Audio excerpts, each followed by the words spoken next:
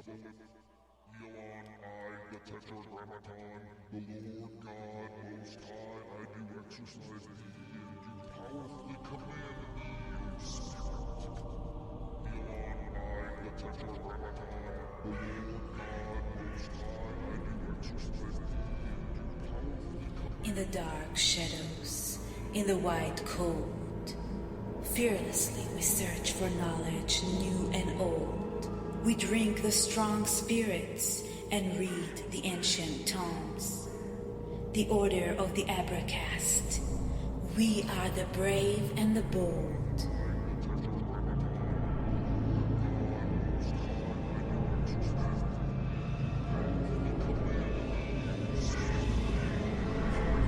Occult, history, conspiracy, and violence.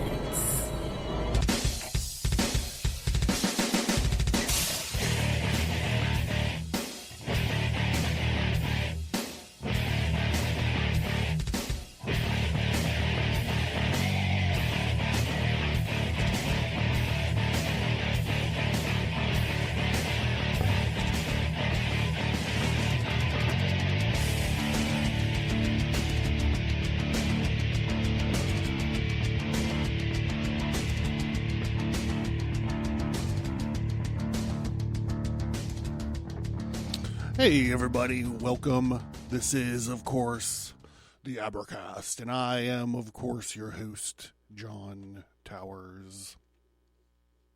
So, last episode we were talking about Yuri Bezmenov's warning, and we got a little bit into reflexive control, and I started babbling about social media algorithms. So, sort of to latch on to that and to continue that, we're going to be talking about social media algorithms. And this goes hand in hand with a thread that we've been talking about since the beginning of the show. And that is, we're going to fit it into this idea of media manipulation. So we've talked about Operation Mockingbird, CIA and culture creation, computational propaganda, social media mind control. So there, I mean, right out the gate, there it is. The Pentagon Papers, data mining, retailers of agenda, media manipulation, media effect, the uses in gratification theory, moral panic, and the media's sort of role in moral panic, specifically with satanic ritual abuse and Dungeons and Dragons. Media, the curious case of Kermit Gosnell, government-sponsored social media techno censorship, stimulus response logic, the media and emotions, part 1 and part 2. And actually part 3, stimulus response, stories, characters, and emotions in media, media bias, and safety theater. So when in the tagline, for the show, when it says occult history, conspiracy, and violence, this is the kind of conspiracies that we talk about. We don't need, secret space programs and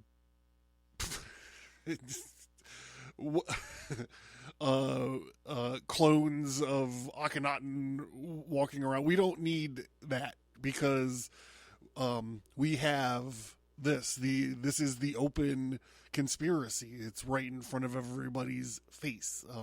What is being done to us via our media and why. So as I'm, doing my scrolling throughout the day, I'm thinking about these algorithms. I don't know if everybody does this. I don't know if everybody's like, well, why am I being shown this or why am I being shown that? And I could see that there's a difference in the algorithms. Like, I don't give Facebook the pleasure of getting on there. So if I miss your birthday, I'm sorry. It's just, I don't go on Facebook anymore. and I can't remember the password, which I can't cancel it. Anyhow, but like my Instagram algorithm is completely screwed up. It's like showing me clips about Adele and Friends and The Office. And I'm like, I haven't watched Friends in 20 something fucking years. I've never watched The Office. I can't name one song Adele sings. So really, if my Instagram algorithm knew me better, it would show me Seinfeld clips and Lady Gaga, right? So that algorithm is useless if you believe that the algorithms are supposed to be showing you things that you enjoy to keep you engaged. The algorithm that has me figured out pretty good, I would say, is Google. So if I go to like the Google page, and it probably the reason for this is because I have a Google phone. It wasn't my choice. There was some shenanigans, but just look. So I put on my Google News thing, and this is the algorithm in action.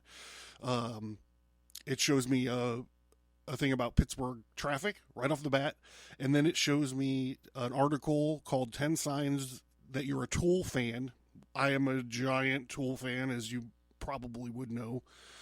Joe Rogan news, Doctor Strange 2 news, comic book news, old dudes over 50 working out. So like, whoa, slow your roll. Not over 50 just yet. They're showing me a recipe for what you could do with beans. This is so weird because I just made chili the other night. I bought like 2 cans of beans. Star Trek captain's debate, more Marvel stuff, something about Jaws, something about some show on HBO called Barry that I've never heard of. Tarot card article. Here, look, Google is showing me a Seinfeld article. Newman isn't the real villain in Seinfeld. Jerry is. So this is one of the things that I think it shows me to piss me off, is it shows me wrestling stuff. I haven't watched wrestling in any sort of amount since like 2000, not the shit that's on TV, since like 2001, maybe 2001, 2002, around that area, but it constantly shows me wrestling stuff on here. I don't watch wrestling on my phone. Occasionally I will go and look for some like Attitude Era stuff on YouTube, but that's it. Wrestling stuff.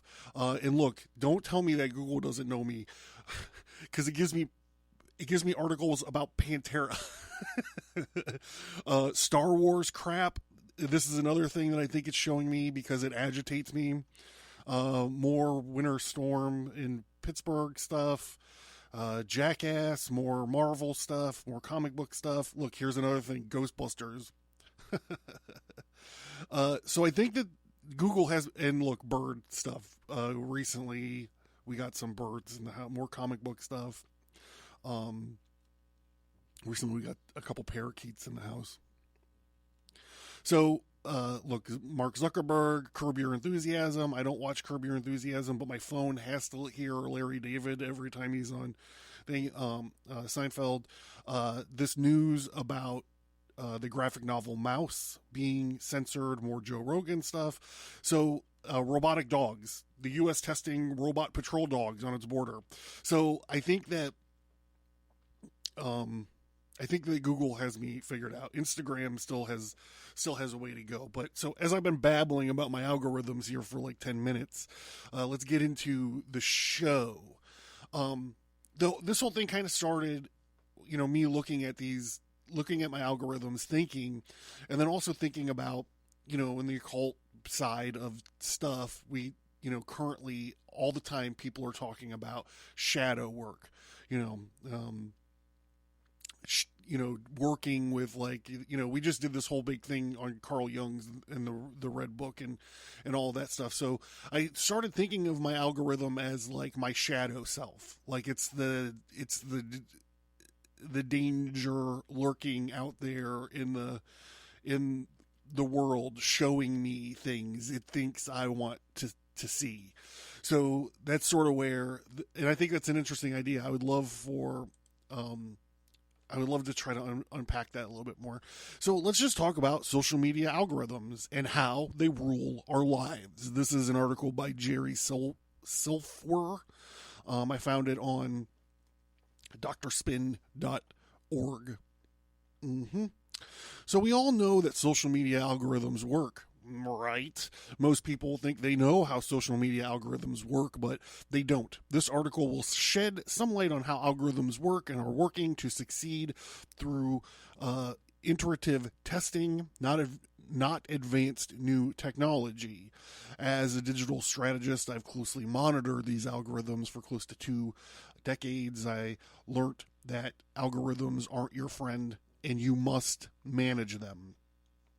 So we need sorting and labeling. Interact with social media, and the platform owners collect your user data to serve you more content to keep you engaged and thus increase your exposure to third-party advertising.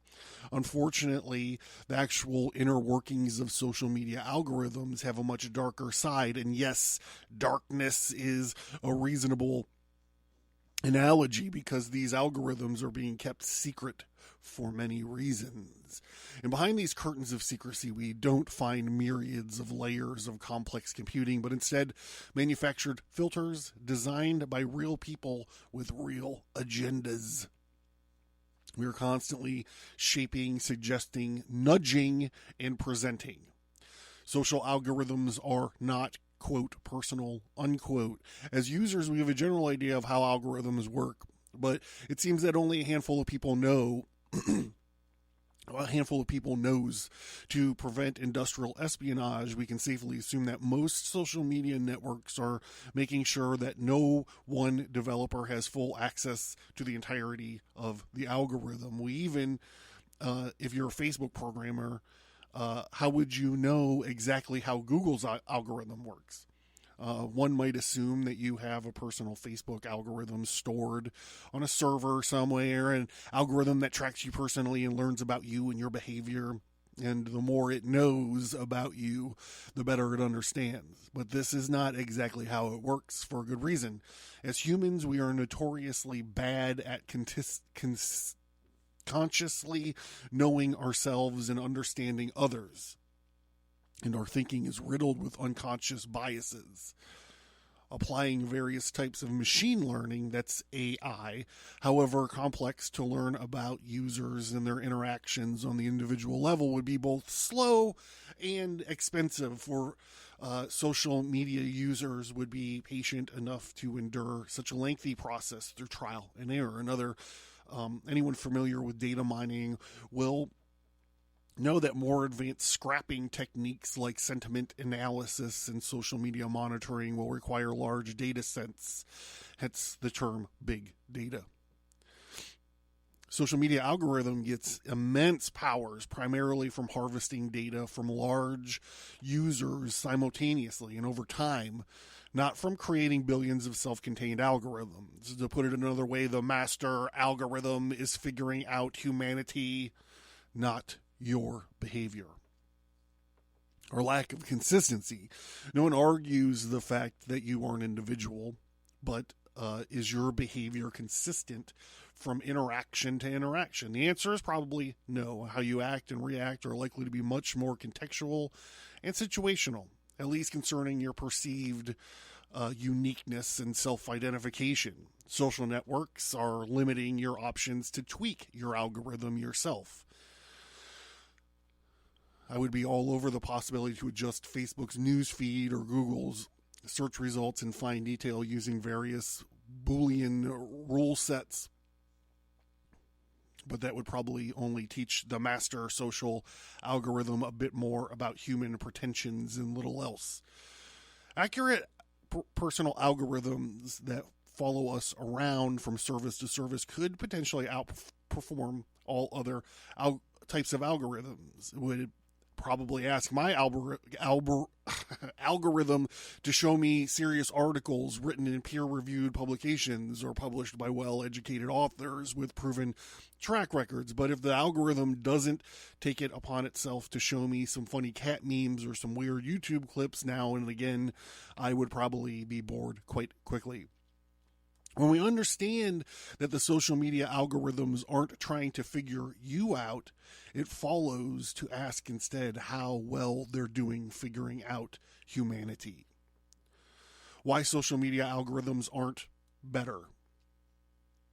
Social media algorithms are progressing slowly. Understanding human behavior at a macro level is not a task to be underestimated.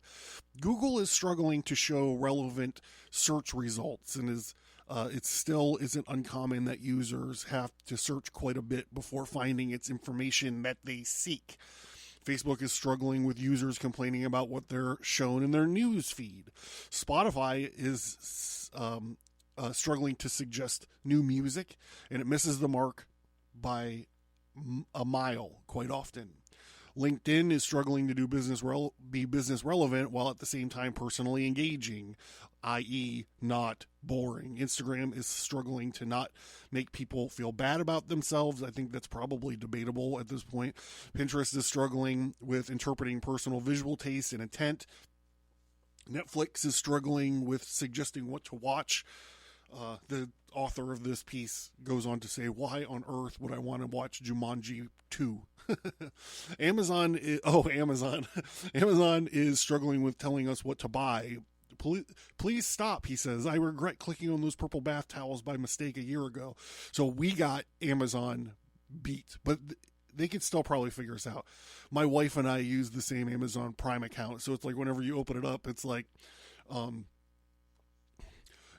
whatever occult book or like whatever Wiccan herb or like a lavender scented candle, and then like a ring gag and a spreader bar, and then like shower or bath soaps and this and a nice a nice home warming gift for this, that, and the other. Anyhow, the practical engineering approach to this struggle is straightforward. Take the guesswork out of the equation. Guesswork via real-time testing. A dominating feature of today's social media algorithms is real-time testing. This is pretty interesting. If you publish anything, the algorithm will use its data to test your content on a small statistical subset of users. If their reactions are favorable, the algorithm will show your published content to a slightly larger subset, and then test again, and so on and so on. Suppose your published content has viral potential, and your track record as a publisher has granted you enough platform authority to surpass critical mass. In that case, your content will spread like rings on water throughout a more extensive subset of users. This type of testing algorithm isn't mathematically complex, as one might think for a programming standpoint. As discussed before, its robust approach to increasing the virality is to reduce cycle times. YouTube's algorithm arguably does well in cycle times, but the real star of online virality is the Chinese platform TikTok. And I still don't really understand it. This is like a okay boomer moment. Like, I'm like, I don't get it. It's just chicks with too much makeup on, lip syncing to stuff. I'm not exactly sure what to make of it all. Anyhow, TikTok, and this is where it gets pitch black, because the complexity and gatekeeping prowess of today's social media algorithms don't primarily stem from their creative use of big data and high-end artificial intelligence. It stems from the blunt use of artificial filters. The social media algorithms could be much more complex by using machine learning, natural language processing, and artificial intelligence combined with human psychology, neural network models, especially if we allow these protocols to be individual across services. We will enable them to lie to us just a bit. But no, instead, the social media algorithms of today are surprisingly straightforward and based on real-time iterative testing. Today's virality is controlled mainly by the use of these added filters. Underestimating the effects of filters. Algorithmic complexity is primarily derived from actual humans manually adding filters to algorithms in their control. These filters are then tested on smaller subsets before rolling out onto a larger scale. I forgot to tell you guys that I have my vessel of the art here, and it's filled here with my formula for weapon of mass distraction, my Jin Jihad. Let me get in on this real quick. I'll be right back.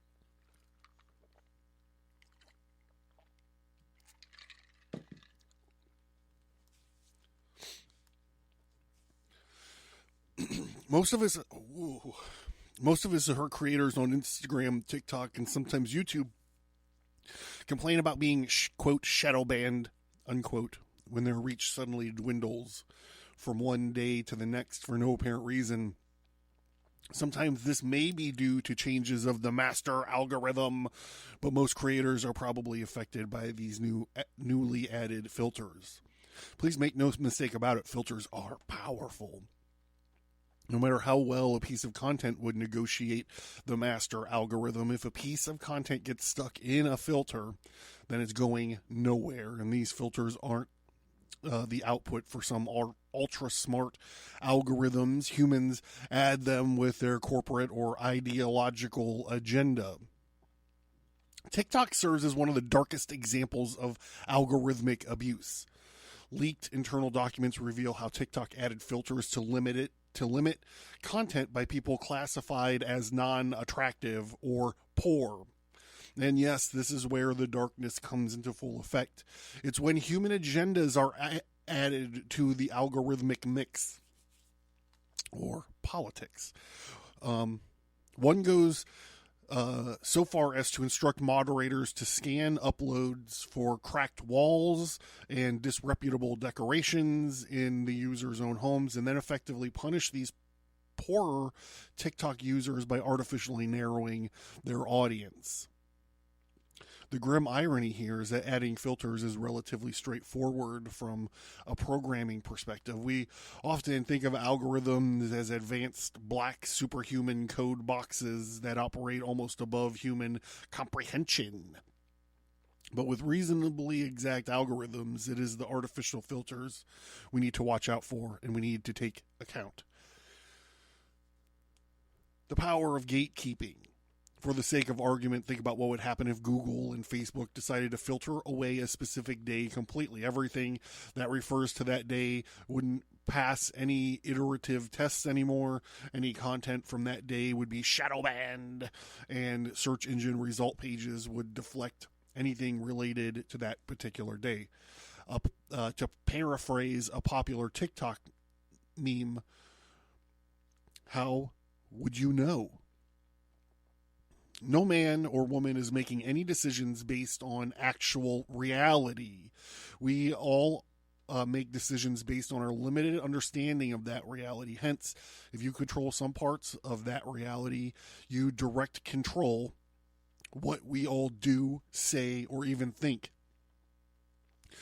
Quote, since we cannot change reality, let us change the eyes which see reality. This is a guy by the name of Nikos Kazantzakis. The ultimate gatekeeping power is not checked or balanced. If a social network wants to manipulate billions of people by addicting them to dopamine-inducing feedback loops, they can. And they do. And they're going to censor something deemed immoral despite being legal. They can. And they do.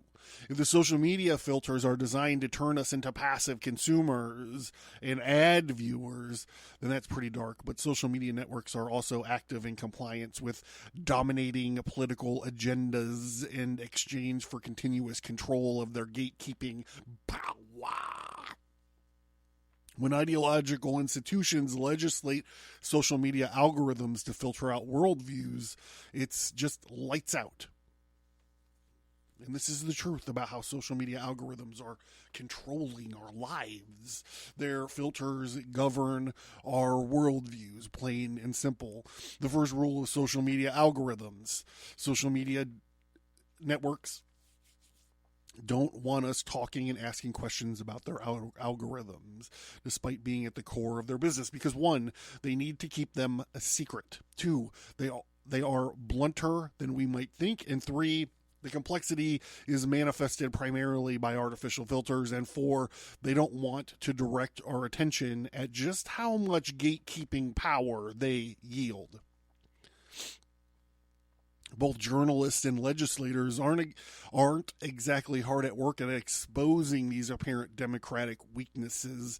Journalists, because they want their lost gatekeeping power back, and legislators because they see ideological opportunities to gain control over these filters.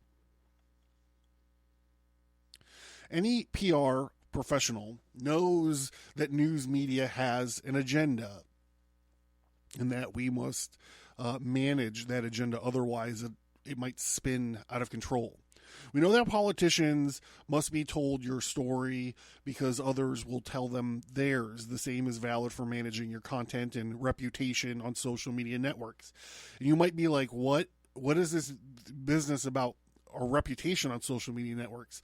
And this is what he's talking about is ESG. Everybody's going to get a little ESG score so we can be good little bootlickers. It's environmental score, social score, and governmental score. How good of a bootlicker are you, Mikey? Hey, Mikey, are you a good bootlicker? Do you recycle your cans? You better, because it's going to affect your ESG score. How about your social media accounts? Do you ever say, "Let's go, Brandon"? If you ever said, "Let's go, Brandon," you're going to be in problem. You're going to have a problem when they lick that ESG score and slap it on your fucking forehead, because you're a bad little socially engineered scorecard haver. Let's go, Brandon. You tweeted, you liked a tweet that said, "Let's go, Brandon." God damn, you're some sort of bastard.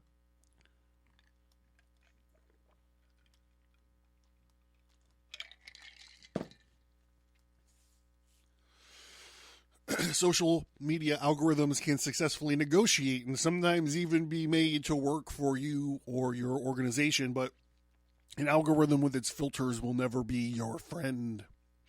Social networks are, quote, good, unquote, the same way that the news media is, quote, objective, unquote, or politicians are, quote, altruistic, unquote. As a public relations professional, we should act accordingly and manage the social media algorithms just as we manage journalists and legislators. Again, this is an article on Dr. Spin by Jeremy Silfwer. The name of the article is pretty straightforward, and it is Social Media Algorithms and How They Rule Our Lives.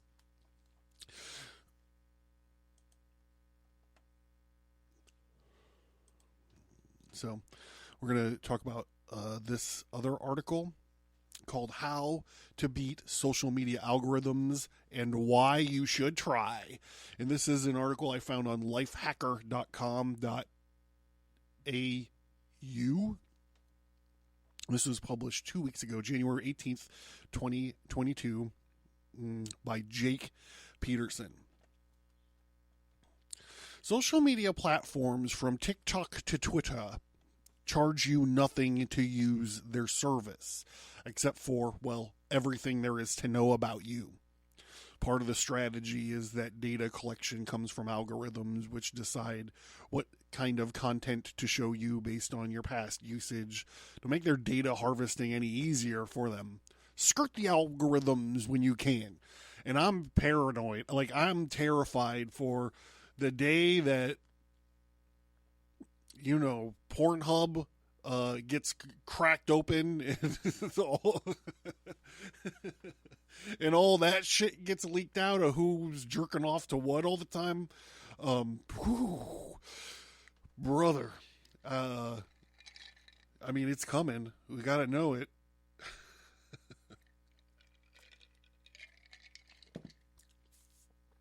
Social media algorithms are ever-changing things. They analyze for information and serve you content it thinks you want to see. I'm not exactly sure about that because I also think that it shows you shit to keep you agitated. How you interact with the content teaches the algorithm, and it'll change the suggestions it gives you down the road. Because of this, algorithms are great at keeping you engaged with the app or service for long periods of time. But they also help social media companies build better profiles of your interests. Sure, companies build profiles of their users from information voluntarily provided. They collect the accounts you follow, the information you post to their service, the locations you share, etc. What better way to figure out who you really are than to serve your customer content and to see how you interact with it? I don't know about you, but I'm a little sick of training these algorithms to know exactly who I am and what it is like to me. It's worth fighting back where I can. Here are a few places to start. Don't confirm the algorithm's assumptions. I mean, I can't remember the last time that I like totally jammed out to Pantera or to like search for anything about Pantera. But I mean, that band, it got me through like high school, bro. Like, that was my band.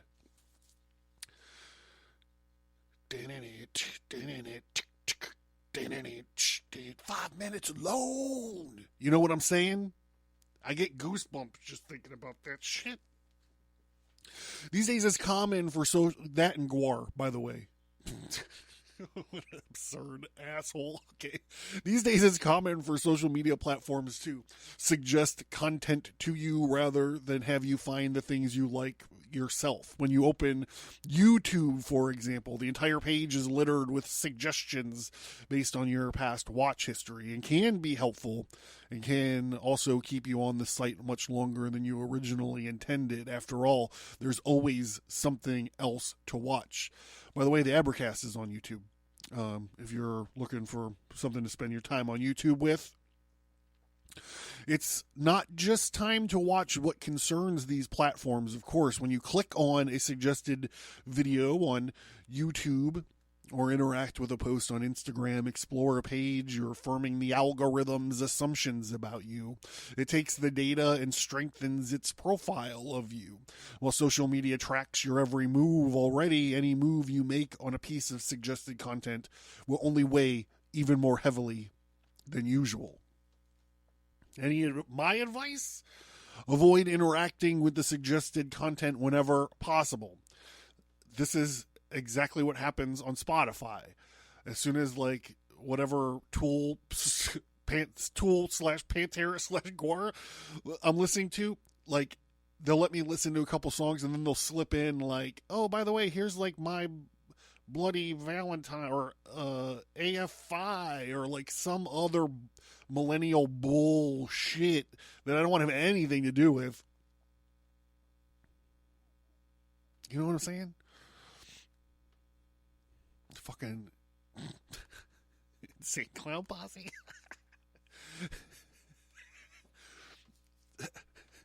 You won't be training it like you would if you take its suggestions. Eliminate suggested feeds whenever possible. That leads us to our next subject. If you can, change your feeds to sort chronologically rather than by what the service thinks is most interesting for you. It's the same logic as before. Don't train the platform's algorithm any more than you have to. by viewing and engaging the content as it comes in, the platform won't have as many tools to figure out what you're interested in, and therefore will have less to add to your general profile. So tomorrow, after I'm done listening, they start slipping in bullshit to like my Spotify list. I'm just going to switch it up, and I'm going to be like, no, I want to hear fucking the Commodores. They're going to be like, what the fuck? They're going to be like, beep, beep, user John Towers, beep, beep, is having a stroke. She's a brick in the house. It's a bonus episode. I'm having fun.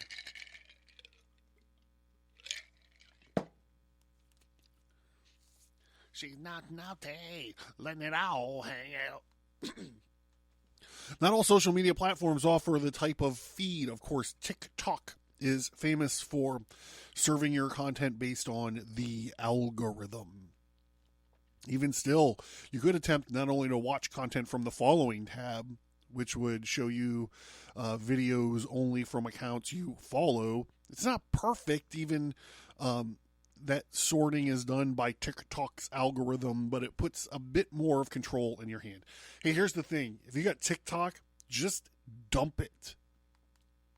Get rid of it. Stop using it. That shit is Chinese communism. Owns it. It's Chicom. Facebook and Twitter, you might as well just get rid of them too. Both let you sort. You gotta get rid of it, man. Like, you just gotta get off of all this shit. Like, Instagram's like my last bastion of hope, and that's only because I like to post pictures of me cooking. And podcast stuff and cats. Anyhow, rather than the algorithmically curated home feed, Instagram might not have chronological feed at the moment, but it's coming. When it does, switch to it rather than relying on the meta to pick and choose which of your followers' posts you should see first. Use platforms without your account when possible. This is another piece of advice that is contingent on the way platforms operate. When possible, don't let the social media network in question know it's you using their service. The first one that comes to mind to me is YouTube. If you don't care to watch history, then you could view all of the content you want in a signed out incognito tab. And YouTube would have no way to connect that activity to your Google account. Please, bitch. You can easily browse Reddit without an account as well. The downsides here are losing your ability to comment and vote on posts and not having to account personalized subscriptions. But if you know what communities you want to check out already, you're good. With Reddit's defaults, browsing signed out works just fine. This solution is also a good one when you don't want to train the algorithm with your content that you don't like, namely when a friend sends you a video or post they find funny. Click enough of these and suddenly your TikTok feed is full of their humor and interests. No thank you. In some cases, using these services without an account is impossible because many social media platforms require you to log in. Duh. Facebook, Twitter, any of the podcast apps want to track what you're listening to. This is probably why they're gunning for poor Joe Rogan. Poor Joe Rogan, give me a fucking break. Facebook and Twitter are almost unusable without an account. And Instagram gives you an annoying sign-in pop-up after you're looking at more than a couple posts while you're logged out. A better solution for these situations might be use a burner account. Using a fake account with none of your real information is a great way to re-app the benefits of the platforms without having to worry about their parent companies building an accurate profile of yourself. Sure, you know these companies are still stalking everything that you do on these platforms, but if you don't give them essentials like your name, email, date of birth, etc., it is much harder for them to know who you really are. I think that's naive. I think that's naivete. because with location tracking and, the various things that your wonderful cell phone can do, they can figure out how many people are living in your house. They can make assumptions about who's doing what. And I mean, I talk a lot of shit about AI, but then also I talk a lot of shit about AI because, if you go to like YouTube and you hit the closed captioning for a video, like their AI is bullshit about just something like closed captioning. It's like you're talking about, I don't know, you're talking about ritual in the greater key of Solomon, and it's like the greater key of salmon, blueberry muffins, and blondes, and you're like, I don't what no. Burners are great for sites like TikTok, Reddit, Instagram, and Twitter. You just lose out on the more special aspects of the social media.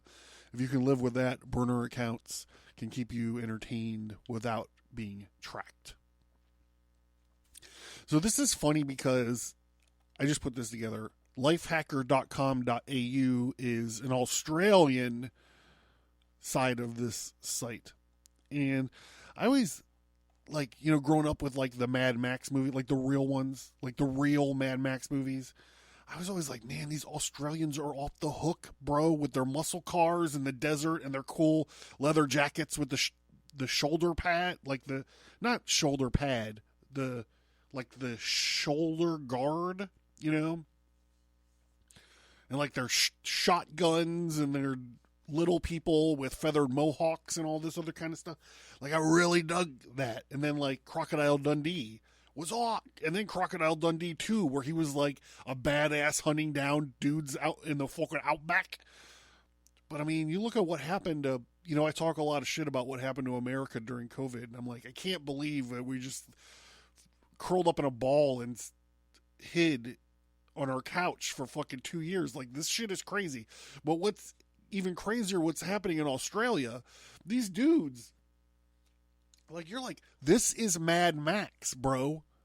And they're like staying in their house. They have like, there's videos, it's funny videos of like Australians on a beach, and they're like walking, there's like two people walking on a beach, and there's like a fucking drone that comes up. And it's like something out of, if it wasn't on a beach, it's like something out of fucking Judge Dredd. Like there's a drone that comes up with a bullhorn, and it's like, stand 6 feet apart. Get off the beach. Go back to your homes. Like they're only allowed to go to the grocery store like once a week and all this stuff. Like it's crazy. Anyhow, that's enough. So check out the Abracast.com. Check out the feature topic links. Check out the storefronts. I got a new shipment of tarot cards coming in. The Toth expansion deck is out there. Fucking for real, man. Check out a Vessel of the Art. They're on the storefront. You get your very own Vessel of the Art. I have mine.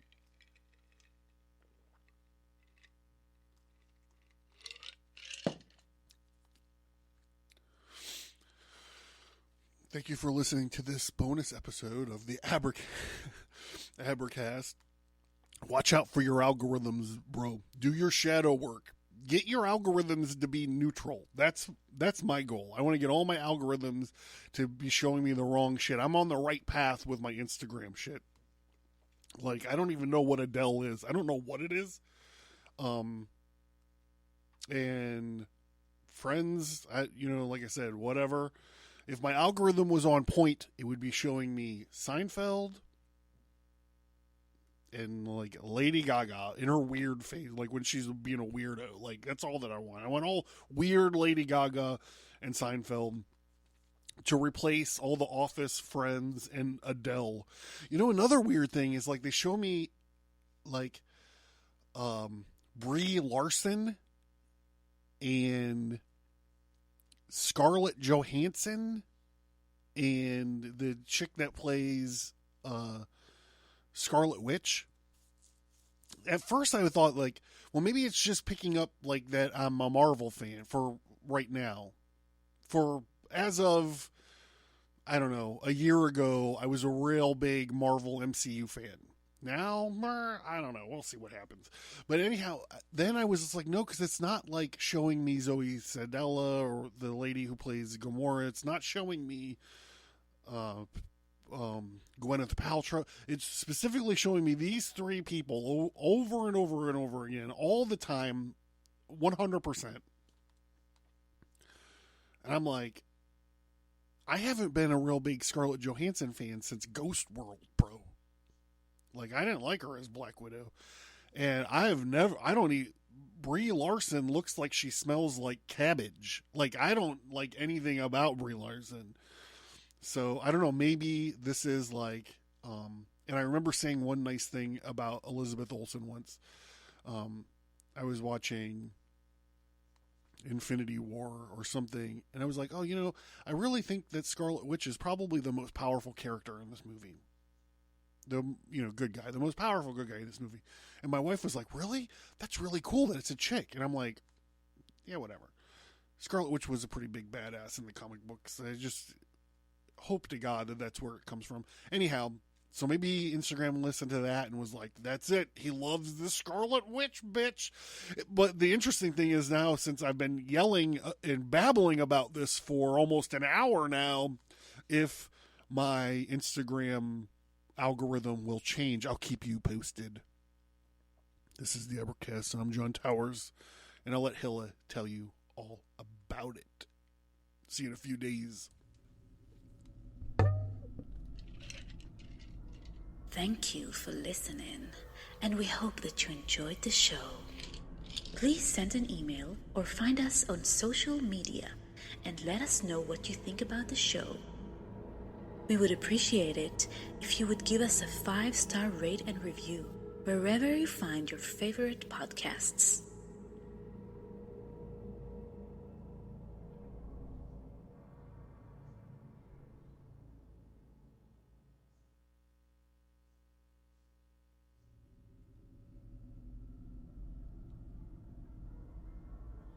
You can find Stigmata Studios, graphic, novels, and comic books.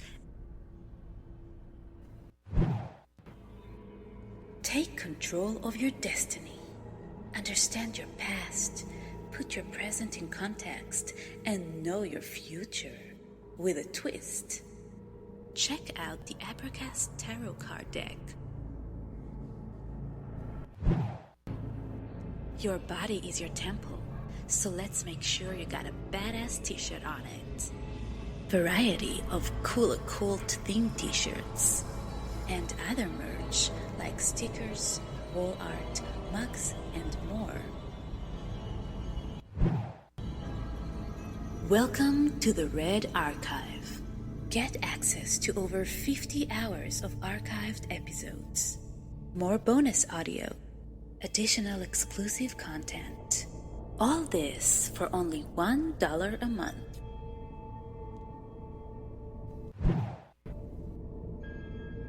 Are you interested in the occult, history, conspiracy, and violence? Learn more at Abracast.com.